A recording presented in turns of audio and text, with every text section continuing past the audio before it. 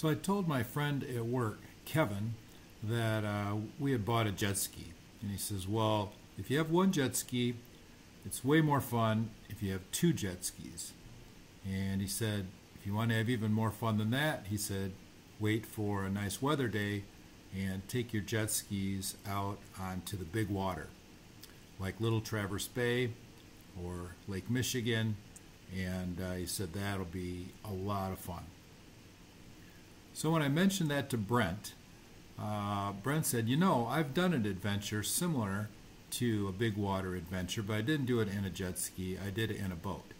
And he said, my dad and I went from Mullet Lake through the Sheboygan River, I think it was, and then from there we went to Mackinac Island, and we did that in a boat. So the idea was born to do a jet ski ride from Crooked Lake all the way through to Burt Lake, into Mullet Lake, and then into Lake Huron, and then all the way across to Mackinac Island on jet skis. So we invited Paul, we made a list of things to bring, and the rest is history. Here we are at the boat launch at Crooked Lake. Note the height of the sun in the sky. It's about 8:20 in the morning, and we are ready to roll. So in the second video clip here, we are about halfway through Crooked Lake, and we hit our first no wake zone. And what that means is the jet skis have to just putz along at a very slow speed, and so we're just getting into the trip, and we're kind of slowed down by the no wake zone. So here we are at the end of Crooked Lake, just after coming out of the Crooked Lake Lock. It cost us $30, but that included a round trip ticket so we could get back through the locks at the end of the day. So here's an image that kind of shows our overall activity for the day. It's 118 miles, and let's kind of skip to the end of the story. It was 10 hours and 13 minutes for us to get all the way from one end of our journey to the other. But at this point in the video clips, we're probably right about where that word Alanson is at the bottom. So that kind of gives you an idea where we are at this point of the entire trip, Alanson.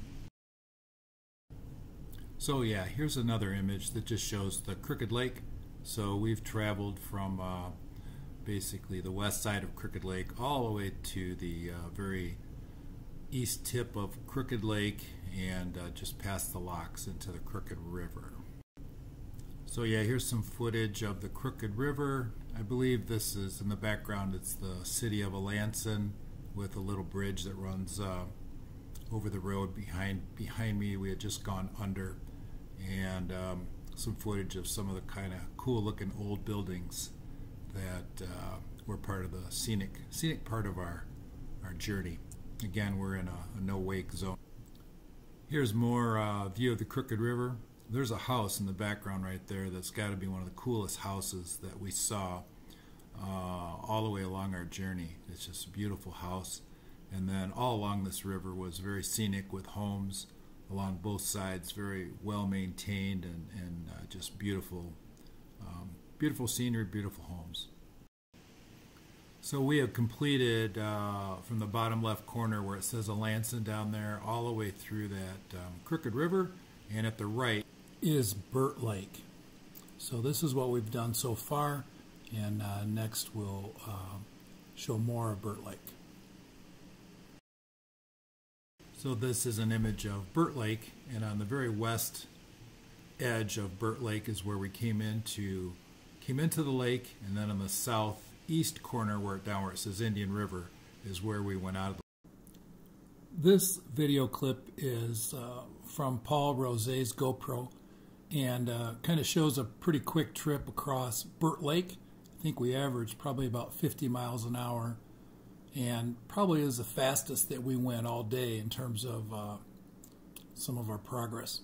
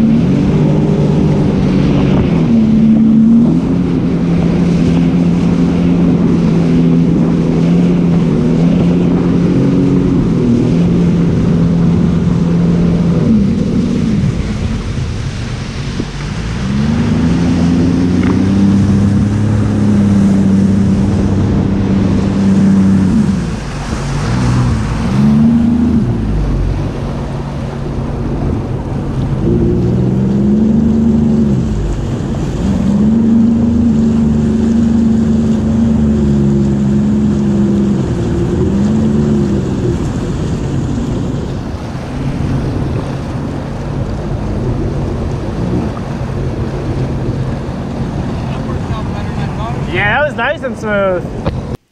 So this image shows the Indian River as it connects between Burt Lake and Mullet Lake. Mullet Lake is the one up on the upper right area.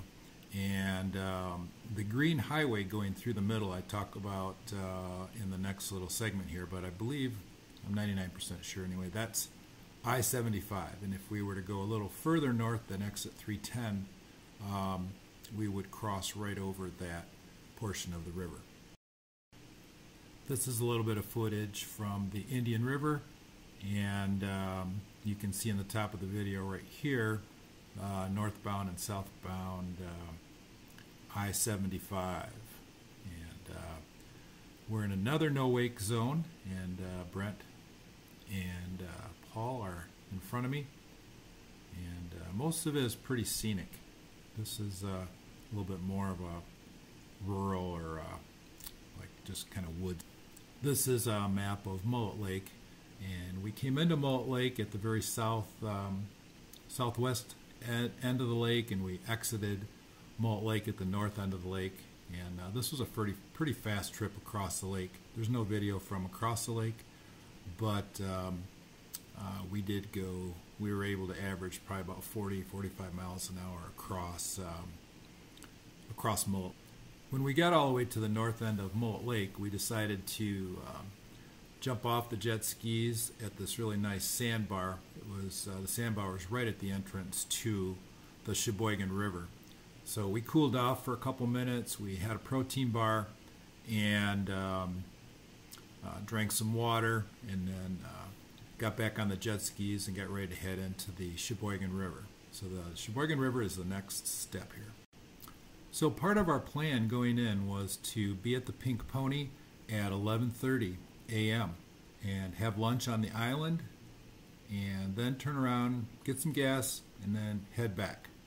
So I remember when we got into the Sheboygan River, I said, okay guys, we have 14 minutes to get to the Pink Pony if we're going to be on time.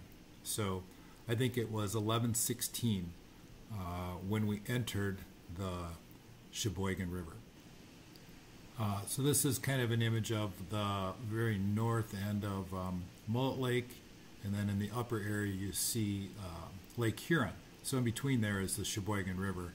I'm not sure what the scale is, but that's probably about, I'm guessing somewhere between, probably like about 10 miles of river between Lake Huron and the Mullet Lake.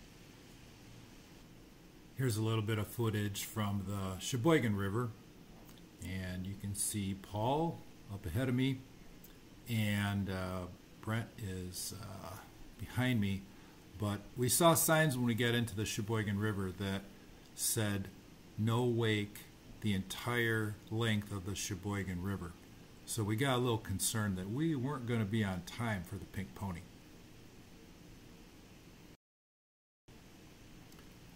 Here we are in the Sheboygan River. This is at about the 40-minute point of being in the Sheboygan River, and it was no wake the entire way, and at the 40-minute point I think we were about halfway through the Sheboygan River. So yeah, it took an hour, probably over an hour, hour and a half, something like that, to go through the Sheboygan River. And as you can see here, Brent had plenty of time to watch a Netflix movie or get caught up on his episodes of The Sopranos or update his Twitter status or whatever. We had a lot of time to just enjoy the scenery and relax. And this is another lock that we went through in the Sheboygan River before we got to Lake Huron.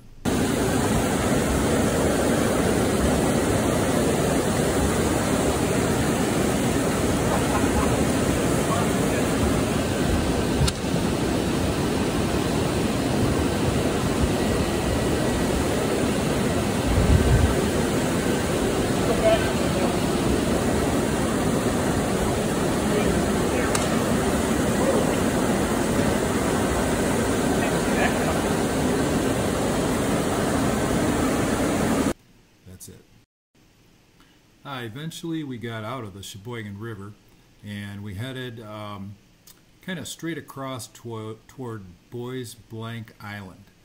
The wind was kind of coming from the the west northwest, and so we were zipping across some pretty big water.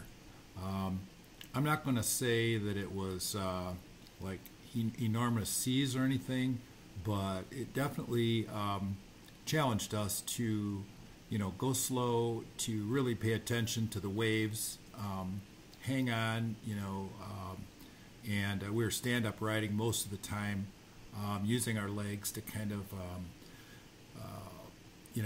pick up the shock from the waves as we came up and down through the waves. So it was challenging riding, and we were able to average about 15 miles, 10 or 15 miles an hour between the Sheboygan River and Mackinac Island. Here's another clip of our timeline showing that 2:13 was what time we arrived at Mackinac Island, and so approximately 3 hours later than what we thought. And primarily, all of that was due to part of it was due to the rough weather between Mackinac Island and when we came out of the Sheboygan River, and part of that was due to all of the no wake areas as we traveled through the Indian River, the Sheboygan River, and then also the Crooked Lake River, the Crooked River. And here we are at lunch. We're all in one piece at the Pink Pony, but we did realize that if we didn't make better time than what we did on our way there, we were not going to get back while it was still daylight. And here's just a little bit of video as we were walking back to our jet skis after lunch. And Mackinac Island was not super crowded, but there were a fair number of people.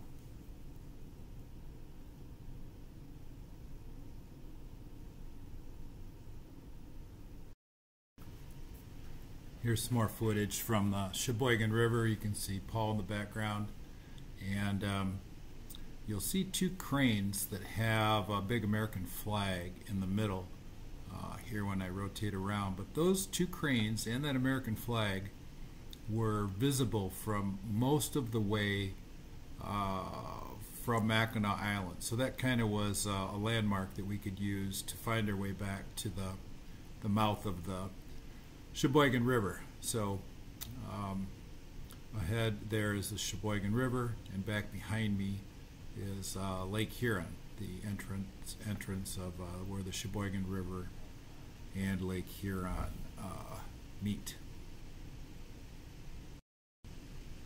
More footage from the Sheboygan River. There were people having a lot of fun around this area. There was some kind of a bar, restaurant that was right on the water, and there were tons of boats around here. So this would have been about dinner time, probably about 5 o'clock, 6 o'clock, somewhere around there.